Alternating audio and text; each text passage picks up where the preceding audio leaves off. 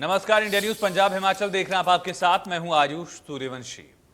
देश में कोरोना से हाहाकार मचा हुआ है। कहीं ऑक्सीजन की कमी तो कहीं वैक्सीन की कमी है, लेकिन कोरोना से संक्रमित मरीजों की समस्या कम होने का नाम नहीं ले रही। और ऐसे में आपका चैनल इंडिया न्यूज पंजाब आपके लिए लेकर आया है ओपीडी। इसमें आप घर बैठे ही डॉक्टर से बात कर सकते हैं।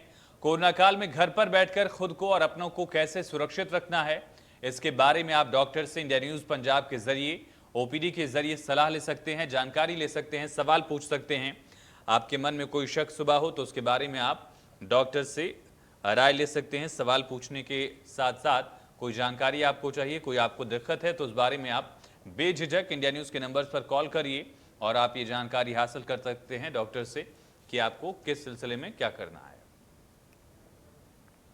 तो सबसे पहले कोरोना के लक्षणों के बारे में बात करते हैं। कोरोना के लक्षण जो लगातार बताए जा रहे हैं आपको, अगर आपकी छाती में दर्द है, सांस फूल रही है, कोविड निमोनिया जैसी कोई शिकायत है, खांसी जुकाम की दिक्कत है और ऐसा कोई भी आपको मसला हो रहा है, ऐसी कोई भी दिक्कत आपको है तो फिर डॉक्टर से आप सलाह ले सकते हैं। हैप्पी हाइपोक्सिया को भी समझिए। दरअसल हाइपोक्सिया का मतलब खून में ऑक्सीजन कम होना है और हैप्पी हाइपोक्सिया इसलिए नाम दिया गया क्योंकि युवाओं को सबसे ज़्यादा टारगेट कर रहा है। ये कोरोना बीमारी का एक नया लक्षण है हैप्पी हाइपोक्सिया। और ऑक्सीजन की कमी हाइपोक्सिया को, दरअसल हाइपोक्सिया ऑक्सीजन की कमी को ही कहते हैं, लेकिन 1 साल पुरानी महामारी में ये नए लक्षण आ रहे हैं और ख़ास तौर पर ये लक्षण युवाओं में दिखे हैं।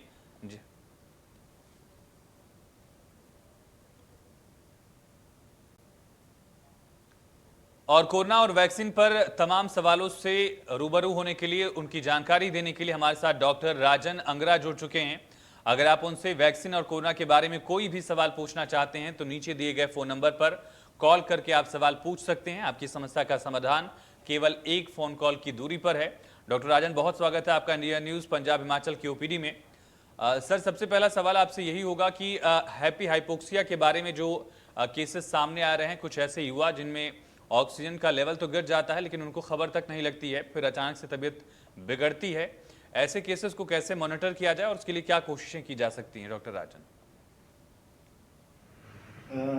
आपका बहुत बहुत धन्यवाद। इस चैनल में मैं शुक्रगुजार हूँ आपका। हैप्पी हाइपोक्सिया, मेरा कहना है कि जैसे किसी को कोरोना की बीमारी हुई है, वो पेशेंट, ज़्यादातर पेशेंट 90% पेशेंट हम घर में ही उनको क्वारंटीन करते हैं, तो उनको स्ट्रिक्ट अपने ऑक्सीजन लेवल की मॉनिटरिंग करनी चाहिए। तो मॉनिटरिंग बहुत ज़रूरी है। वो पल्स ऑक्सीमीटर जो घर में ही रखा जाता है उससे बहुत आसान तरीके से कर सकते हैं। जैसे नॉर्मली ये कहा जाता है कि हमारी ऑक्सीजन लेवल वो 94% से ऊपर रहना चाहिए जी नॉर्मली। और जब ये 94% से नीचे हो जाता है या 90 तक चला जाता है तो ये एक बीमारी को गंभीर रूप लेने का लक्षण बन सकता है आगे जाकर। तो इसमें थोड़ा पेशेंट को विजिलेंट होना पड़ता है। तो ऐसे में ऐसा होता है, ये चीज़ें हमें सिर्फ ओनली जैसे हम पल्स ऑक्सीमीटर से मॉनिटर कर रहे हैं तभी हमें मालूम होता है कि हमारा ऑक्सीजन लेवल नीचे चला जाता है। बट पेशेंट को ऐसी इस स्थिति में सांस की प्रॉब्लम नहीं आती है, तो इस चीज़ को हैप्पी हाइपोक्सिया कहा जाता है, जो कि मॉनिटरिंग से ही पता चलाया जा सकता है। डॉक्टर, ये कब समझा जाए कि कितना ऑक्सीजन लेवल हो जाए तो फिर डॉक्टर से सलाह लेनी है, कब डॉक्टर के पास जाना है और कब तक हम प्रोन से या फिर बाकी जो मेथड्स हैं उनसे हम ऑक्सीजन लेवल को बेहतर कर सकते हैं? जैसे हम होम क्वारंटीन पेशेंट को कर रहे हैं, उनको एक ये हिदायत दी जाती है कि ऑक्सीजन जैसे 94% से नीचे जाता है तब आप विजिलेंट हो जाएं, परंतु फिर स्ट्रिक्ट मॉनिटरिंग कर दें। जब 90 से नीचे जाएं तो एकदम से वो डॉक्टरी सलाह और परामर्श लें। एक दर्शक हमारे साथ सुभाष जुड़ चुके हैं। सुभाष जी, बहुत स्वागत है इंडिया न्यूज ओपीडी में आपका। सर, पूछिए आपका क्या सवाल है? हाँ जी डॉक्टर साहब, नमस्कार जी। नमस्कार जी, नमस्कार। डॉक्टर साहब, एक्चुअली मेरा छोटा भाई है जो है, उसको हमने वैक्सीन दोनों लगवा दिया था जो है, तो उसके बाद भी उसकी सांस में स्वेलिंग है। और तो एक बार तो डॉक्टर साहब ने जवाब दे दिया था है, लेकिन अभी वो दवाई खा रहा है। क्या वो रिकवर हो जाएगा? वैसे कोई लक्षण तो नहीं है कोरोना का, उसमें कोई बुखार नहीं है। जैसे कितना टाइम हो गया उसको इंजेक्शन लगे हुए? इंजेक्शन लगे हुए सर, तो मेरे हिसाब से हो गए होंगे करीब 1.5-2 महीना हो गया सर। दोनों इंजेक्शन, दोनों डोज हमने इसको लगवा दी थी। तो अभी क्या सिम्टम, क्या तकलीफ हो रही है उनको? जरा मैं क्लियर आपकी ना आवाज नहीं सुन पाया। हेलो, हाँ जी डॉक्टर साहब, अभी क्या है कि उसका हमने डॉक्टर साहब को दिखाया, हमारे वो मेरठ में रहता है, मैं पंजाब से बोल रहा हूँ। तो उसको क्या हुआ कि जो है वो डॉक्टर साहब ने बताया कि वो उसकी जो सांस नली है वो 45% जो है ब्लॉक हो गई है। हेलो, हाँ सुभाष जी, आपकी आवाज सुन पा रहे हैं डॉक्टर? हुई है हाँ जी, सांस की नाली 45% ब्लॉक है। तो मुझे आप इसमें ऐसा है, मुझे नहीं लगता ये कि वैक्सीन के कारण हुई हो, कोई और भी कारण हो सकता है जिसके लिए आप डॉक्टर की राय लेना आपको बहुत जरूरी है, क्योंकि वैक्सीन से हमें ऐसा नहीं पाया गया है। वैक्सीन बहुत सेफ है, लोगों में भ्रम फैलाए जा रहे हैं।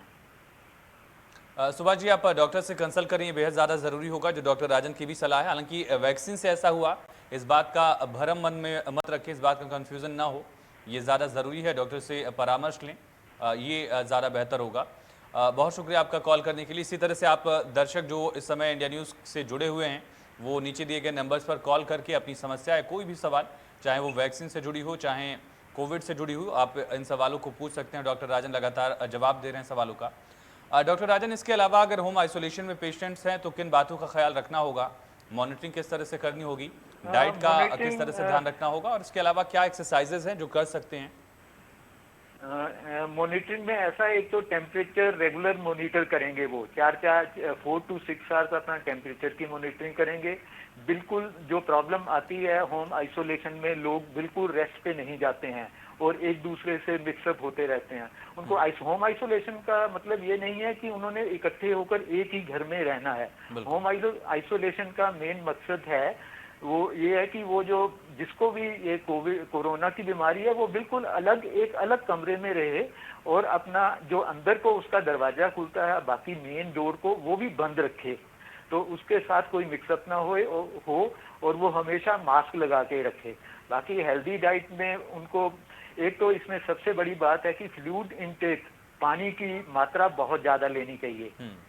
बॉडी में पानी की, इसमें कोरोना में कमी आती है, पानी की मात्रा खूब बहुत ज़्यादा लेनी चाहिए और हेल्दी फूड लेना चाहिए, हाई प्रोटीन डाइट लेनी चाहिए। बाकी जो जैसा भी कोरोना की जो दवाइयाँ हैं वो रेगुलर तौर पे लें और वो किसी भी फैमिली मेंबर से मिक्सअप ना होए, उनके साथ ना बैठें, उठे बैठे ना, और जो उनका खाने का खाना है वो भी अलग परोसा जाए और जो खाने की थाली प्लेट वगैरह है वो अंदर ही उसके रूम में रखी जाए, वो खुद ही वो पेशेंट वॉश करे उसको, और फैमिली मेंबर उस कमरे में भी नहीं जाए कोई। बिल्कुल, डिस्पोजल्स का भी इस्तेमाल किया जा सकता है खाने की थालियों के लिए, हाँ, और वेंटिलेशन का भी ख्याल रखें जो लगातार किया आपने जाता कहा। है, तो उससे बेटर ये रहता है कि अपना जो बर्तन है वो अपने अंदर ही रखे, डिस्पोजेबल, फिर उनको डिस्पोज करने में मुश्किल हो जाती है थोड़ी, तो उससे बेटर ये रहता है कि वो एक हाइजीन भी अच्छी, अपने खुद ही वो बर्तन साफ करे, अपने बाथरूम अलग, वो बाथरूम में ही रखे वो बर्तन अपने, उन्हीं बर्तनों में उनको बाहर से खाना परोस के रखा जाए। फिर वो जब वो दरवाजा बंद कर देंगे तब वो उनके जो अटेंडेंट का खाना रख जाएंगे बाहर, जब वो आगे चले जाएंगे तो दरवाजे के अंदर वो खाना ले जा सकते हैं अपना। बिल्कुल, ये कुछ खास एहतियात अगर आप होम आइसोलेशन में हैं तो उनका ध्यान बिल्कुल रखें। और एक और कॉलर सुरेंद्र हमारे साथ जुड़ चुके हैं। सुरेंद्र जी, बहुत स्वागत है आपका इंडिया न्यूज़ में, पूछिए सर सवाल। सुरेंद्र जी, आप सुन पा रहे हैं हमें? चलिए, शायद आवाज़ नहीं पहुंच रही सुरेंद्र जी तक, लेकिन इसके अलावा डॉक्टर राजन, जो बड़ा सवाल यहाँ पर अभी भी बना हुआ है कि ख़ास तौर पर जो प्रेग्नेंट लेडीज़ हैं उनको क्या एहतियात बरतने चाहिए, अगर इन्फेक्ट नहीं हुई हैं तो प्रिकॉशनरी, और अगर इन केस इनको इन्फेक्शन हो चुका है तो फिर किस तरह से ख्याल रखना होगा?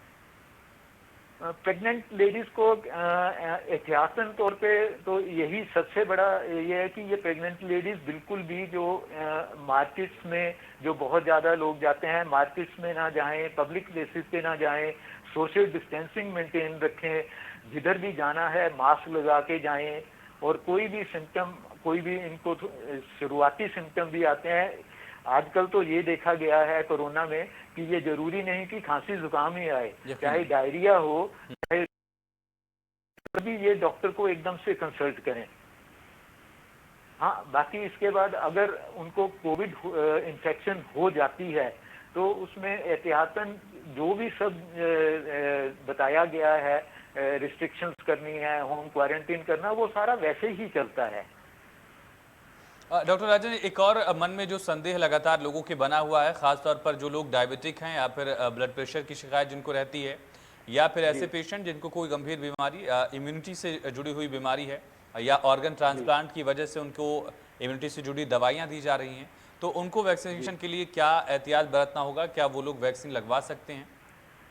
बिल्कुल बिल्कुल वैक्सीन वो लगवा सकते हैं। ऐसा कोई कहीं भी तरफ से कोई कॉन्ट्रा इंडिकेशन नहीं है वैक्सीन लगवाने की। अगर बहुत ही गंभीर बीमारी, उनको कोई मन में शक शुबा है, जो वो उनका डॉक्टर उनको जो ट्रीट कर रहा है, तो मेरी तो ये राय रहेगी कि वो अपने पर्सनल जो फिजिशियन है या पर्सनल डॉक्टर है उनको भी कंसल्ट कर लें। पर जैसे किसी को डायबिटीज है, किसी को हाइपरटेंशन है, या हार्ट की बीमारी है, या कैंसर रोग है, ऐसा कहीं भी नहीं बताया गया है कि वो इंजेक्शन ना लगवाएं। इंजेक्शन बहुत सेफ है।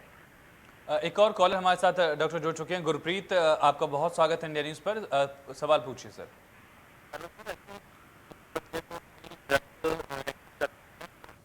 गुरप्रीत, आपकी आवाज हम तक साफ नहीं पहुंच पा रही है, फिर से सवाल हो रहा है अपना। हेलो। हाँ, अब आवाज आ रही, कहिए। सर, ऐसे जिनको कोई ड्रग रिएक्शन करती है तो वो वैक्सीन लेते हैं या नहीं लेते? एलर्जिक रिएक्शन जो ड्रग करती है वो वैक्सीन ले सकते हैं। उनका ड्रग से कोई रिलेशन नहीं है वैक्सीन का, वैक्सीन ले सकते हैं वो। गुरप्रीत जी, बिल्कुल आपको जवाब मिल गया होगा। अगर आपने अपने लिए सवाल पूछा था तो बिल्कुल आप वैक्सीन लगवा सकते हैं, और किसी अपने के लिए पूछा था तो उनको भी वैक्सीन लगवाइए।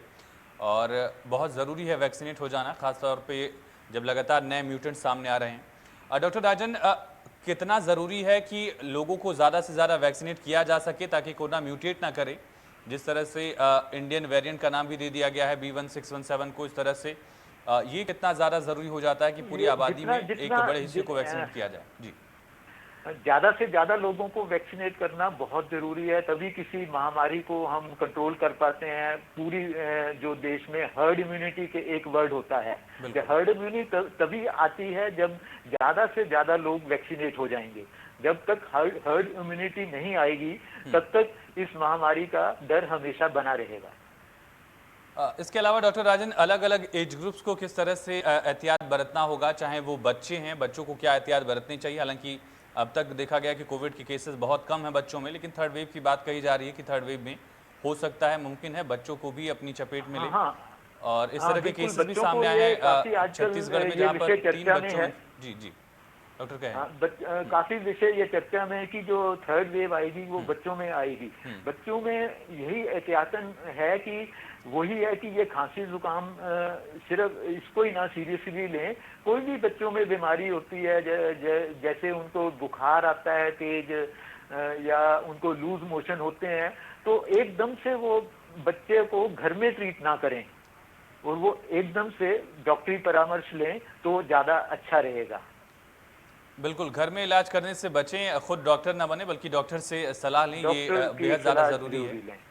इसके अलावा डॉक्टर राजन, कितने दिन में अगर हमें सिम्टम्स आ रहे हैं तो हमें कितने दिन बाद जाकर टेस्ट कराना चाहिए? ये क्या ड्यूरेशन, ये मियाद क्या होगी वक्त की? सिम्टम्स जैसे ही सिम्टम्स आते हैं, सिम्टम्स आने के इमीडिएटली बाद टेस्ट करवा लेना चाहिए, ताकि ऐसा होता है कि लोग घर में वेट करते रहते हैं, वो रेस्ट नहीं करते हैं, प्रॉपर उनकी दवाई नहीं स्टार्ट होती है, टेस्ट वो 5-6 दिन बाद करवाते हैं, तब वो केस तब तक कई लोग केसों में पाया गया है वो बिगड़ चुके होते हैं। तो मेरी राय ये रहेगी, जैसे ही उनको सिम्टम आते हैं एहतियातन वो टेस्ट करवाना चाहिए। एक टेस्ट करवाने का सबसे बड़ा फायदा ये होता है कि जैसे टेस्ट पॉजिटिव आ जाता है तो लोग अपनी, जैसे उनको बताया गया, उनको प्रिकॉशंस का पता है सारी, क्या क्या प्रिकॉशन लेनी है, हमने क्वारंटाइन कैसे होना, तो एकदम से शुरू कर देते हैं। तो जैसे वो एकदम से रेस्ट शुरू करेंगे, क्वारंटाइन शुरू करेंगे, अपनी मेडिसिन लेंगे, तो इसके रिकवरी रिजल्ट्स अच्छे पाए गए हैं। एक और दर्शक हमारे साथ जगमोहन जी जुड़ चुके हैं। जगमोहन जी, बहुत स्वागत है, सवाल पूछिए सर। डॉक्टर साहब नमस्कार। जी जगमोहन जी नमस्कार। डॉक्टर साहब, मेरा ये क्वेश्चन था, मैंने को पहली डोज जो है 23 अप्रैल को लगी थी जी, और अभी ये डोज जब मेरा नेक्स्ट उन्होंने लिखा था तो वो 23 मई को लिखा था, पर अभी वो डोज अवेलेबल नहीं। मैं कब तक का डोज ये दूसरा वैक्सीनेशन लगा सकता हूँ? आपको इस विषय में कोई चिंता करने की कोई बात नहीं है। अभी आपके पास बहुत समय है वैक्सीन लगवाने के लिए, क्योंकि आपने नोट देखा होगा कि टाइम टू टाइम ये गवर्नमेंट की गाइडलाइंस बदलती जा रही हैं। अब लेटेस्ट ये है कि आप 8 to 9 वीक्स के गैप तक इंजेक्शन लगवा सकते हैं। तो अब ये 1 महीने का वक्त लगभग जगमोहन जी आपके पास है। ये चीज़ें एक्सटेंड की गई हैं ड्यूरेशन, और नई गाइडलाइन भी इसके लिए जारी हो चुकी हैं। तो आप कम से कम 1 महीना और इंतजार कर सकते हैं, उसके बाद वैक्सीन की दूसरी डोज के लिए आप जा सकते हैं। बहुत शुक्रिया कॉल करने के लिए। डॉक्टर राजन, इसके अलावा आप जो लोग रिकवर हो चुके हैं उनको किस चीज़ों का ख्याल रखना है? क्या एक्सरसाइजेज वो कर सकते हैं? डाइट किस तरह की ले सकते हैं? और रिकवर होने के कितनी दिन बाद वो नॉर्मल चीज़ों को अपना लें? अगर ऑफिस जाते हैं तो ऑफिस जा सकें, खेती किसानी से जुड़े हैं तो खेती किसानी कर सकें, अपनी चीज़ों को वापस वो कब से शुरू कर सकते हैं? एक तो जैसे ये पाया गया है कि जैसे किसी को कोरोना इन्फेक्शन होती है, उनको कमजोरी बहुत होती है, जोड़ों में दर्द बहुत रहता है, थकान होती है। तो थकान वैसे तो वो फुली रिकवर कर चुके होते हैं, उनका कोरोना नेगेटिव हो चुका होता है। तो एक तो सबसे पहले तो ये है कि वो रेगुलर व्यायाम करें, और अनुलोम विलोम, कपाल भाती, ये जो एक्सरसाइजेज है, डीप ब्रीदिंग एक्सरसाइजेज, ये ना छोड़ें। और हेल्दी डाइट का भी ध्यान रखें, जिसमें कि प्रोटीन्स की मात्रा बहुत अच्छी होनी चाहिए। जी। और इसके अलावा डॉक्टर, क्या जो आयुर्वेदिक चीज़ें हैं उनसे भी जुड़ा जा सकता है, लेकिन उनमें क्या एहतियात बरतना होगा? कुछ केसेस ऐसे सामने आए हैं हाल में जहाँ पर बहुत ज़्यादा काढ़ा पीने से किसी को अल्सर की शिकायत हुई या फैटी लीवर की शिकायत हुई। ऐसी दिक्कतों से कैसे बचना है, और क्या इलाज और क्या मिथ है इसका डिफरेंशिएट कैसे कर सकेंगे? इनको जो आयुर्वेदिक चीजें हैं, इनका बहुत ज्यादा सेवन हानिकारक बिल्कुल हो सकता है। बहुत ज्यादा लोग इन चीजों पे डिपेंडेंट हो गए हैं। मेरी ये राय रहेगी कि अपने जो डॉक्टर से परामर्श के साथ ही जो भी कुछ लेना है अपने डॉक्टर से परामर्श करें, तभी ही लेंगे। एक और दर्शक हमारे साथ नरेंद्र जुड़ चुके हैं। नरेंद्र जी, बहुत स्वागत है। सर, सवाल पूछिए। हेलो। हाँ नरेंद्र जी, आपकी आवाज़ आ रही है, सवाल पूछिए। हाँ जी, आ रही है जनाब। हाँ जी सर, मैंने पूछना था वैक्सीन के बारे में। पूछिए, सवाल पूछिए जी। हेलो। हाँ सर, नरेंद्र जी आपकी आवाज़ आ रही है, सवाल पूछिए आप। हाँ जी सर, मैंने वैक्सीन के बारे में पता करना था। आपको वैक्सीन के बारे में क्या जानना है नरेंद्र जी? क्या डाउट है आपको? लगवानी है, मेरे यहाँ पर कोई प्रॉब्लम है। हाँ। मैंने पूछना वैक्सीन लगवाने के लिए ना, कुछ पूछना। हाँ, तो आपको अगर कोई दिक्कत है, क्या पूछना चाहते हैं आप? हाँ। मेरे मेरे मेरे एक्चुअली डिसेबिलिटी है, शोल्डर में प्रॉब्लम। मेरे इंजेक्शन लग रहे हैं 1.5 महीने बाद ना, 2 महीने बाद। उसके बारे में आप बात सकते हैं? नरेंद्र जी, काहे के इंजेक्शन लग रहे हैं? आपकी आवाज थोड़ा क्लियर नहीं है। अब आ रही है? हाँ नरेंद्र जी, आपकी आवाज आ रही है, लेकिन किस चीज के इंजेक्शन लग रहे हैं इस बात की जानकारी दिए डॉक्टर को। हाँ जी, हाँ जी। हाँ, किस चीज के इंजेक्शन लग रहे हैं नरेंद्र आपको? मेरे शोल्डर के लग रहे हैं, वीकनेस है ज्यादा, और बाजू में डिसेबिलिटी है। हाँ। नरेंद्र जी, एक तो आप ये ऐसा नहीं बता पा रहे हैं कि कौन से इंजेक्शन लग रहे हैं, क्या उसका सॉल्ट है, कैसा इंजेक्शन है। तो मेरी आपको ये राय रहेगी कि जो जिस डॉक्टर से आप इंजेक्शन लगवा रहे हैं उनको कंसल्ट करके ही आप वैक्सीन के बारे में आगे पता कर सकते हैं। बिल्कुल नरेंद्र जी, आप अपने डॉक्टर से कंसल्ट करिए जो आपको ये डोजेस देते हैं दवाई की, उनसे आप जानकारी ले सकते हैं। वैसे मोस्ट ऑफ द केसेस में वैक्सीन लगाई जा सकती है, लेकिन फिर भी कारगर ये होगा, बेहतर ये होगा कि आप उन्हीं डॉक्टर से सलाह लें, क्योंकि दवाई उनकी तरफ से प्रिस्क्राइब की हुई है। ये बेहद ज़्यादा ज़रूरी है। बहुत शुक्रिया आपका कॉल करने के लिए। डॉक्टर राजन, इसके अलावा जो फंगस के केसेस आ रहे हैं अलग अलग तरह के, ब्लैक फंगस, वाइट फंगस, हाल में जबलपुर में क्रीम फंगस का मामला भी सामने आया है। एक शख्स की मौत हुई जिसमें तीनों फंगस पाए गए थे। तो पोस्ट कोविड इसको कैसे ध्यान में रखना होगा, और कितना ज़रूरी ये हो जाता है कि ऐसी चीज़ों को हम शुरू में ही पकड़ लें, जान लें, उसका इलाज कराएं? सबसे पहले तो एक तो ये जो भी है ब्लैक फंगस है, ग्रीन फंगस, येलो फंगस का है, इसके बारे में बहुत भ्रांतियां फैलाई जा रही हैं, बहुत भ्रम फैलाया जा रहा है। तो मेरी सबसे बड़ी राय जनरल पब्लिक को ये रहेगी कि इससे जरा भी डरे मत, पैनिक मत हो। ये बीमारी बहुत कॉमन नहीं है। रेयर बीमारी है। पर ये बीमारी ऐसा नहीं है कि ये जैसे ये सभी लोगों को हो रही है या सब लोगों को ये चपेट में ले रही है। ये उन लोगों को चपेट में ले रही है जो एंटीबायोटिक्स है या स्टीरॉइड्स हैं, इनका सेवन अपने खुद से ही घर में बैठ के करने लगे हैं, या प्रोलॉन्ग बहुत लंबे समय से ये एंटीबायोटिक्स और स्टीरॉइड्स ले रहे हैं। तो मेरी सबसे बड़ी राय यही रहेगी कि डॉक्टरी परामर्श के बिना ये जो कॉमन दवाइयों के सिवाय आगे और दवाइयां हैं, स्टीरॉइड्स एंड लंबे तौर पर एंटीबायोटिक लेते जाना, वो ना लें। ये डॉक्टरी परामर्श से ही एंटीबायोटिक्स लें। तो एक और दर्शक हमारे साथ पवन जुड़ चुके हैं। पवन जी सवाल पूछिए। हाँ पवन जी, आपकी आवाज आ रही, सवाल पूछिए। सर अल्सर है ना, तो वो दवाइयाँ है। पवन जी, आपकी आवाज साफ नहीं पहुंच पा रही है। अगर आप नेटवर्क इशू से जूझ रहे हैं तो कोशिश करिए नेटवर्क जोन में आ जाएं। पवन जी, आप मुझे कहना चाहते हैं कि फूड पाइप में अल्सर है? पवन जी हाँ जी, सवाल दोहराएं एक बार। हेलो सर उनके ना फूड पाइपिंग पे अल्सर। हाँ जी तो वो बोलिए। हाँ, तो वो मतलब इंजेक्शन लगवाए थे ना? वो वैक्सीन बिल्कुल लगवा सकते हैं, वो भी लगवा सकते हैं। फूड पाइप में अल्सर वैक्सीन के लिए कोई कॉन्ट्रा इंडिकेशन नहीं है, लगवा सकते हैं। चलिए पवन जी, वैक्सीन लगवा सकते हैं। आपने जो सवाल पूछा है उसका जवाब ये है। बहुत शुक्रिया कॉल करने के लिए इंडिया न्यूज़ पर, ओपीडी पर। इसके अलावा डॉक्टर राजन, और क्या खास एहतियात हम बरत सकते हैं? डेली रूटीन में क्या बदलाव करें? जो लोग कोविड से जूझ रहे हैं उनके लिए तो ये सारी चीज़ें हैं, लेकिन एक नॉर्मल पर्सन अपनी डाइट में, अपने रूटीन में क्या बदलाव करे ताकि इम्यूनिटी स्ट्रांग रहे और ऐसी स्थिति ना आए ताकि इलाज के लिए अस्पताल में एडमिट होना पड़े, होम आइसोलेशन में ही इलाज हो जाए, ये कोशिश रहे। जो आजकल सबसे बड़ी जो प्रॉब्लम आ रही है हमारे देश में, जंक फूड की आ रही है। जो यंगर जनरेशन है जंक फूड की तरफ बहुत भाग रही है, जो बिल्कुल भी हेल्दी नहीं होता है। बार बार सब डॉक्टर या मैं भी यहाँ बैठ के यही बात कर रहा हूँ कि हेल्दी डाइट रखें, फ्रूट्स, वेजिटेबल्स एंड प्रोटीन्स की मात्रा ज़्यादा रखें और डेली एक्सरसाइज, व्यायाम जरूर करें।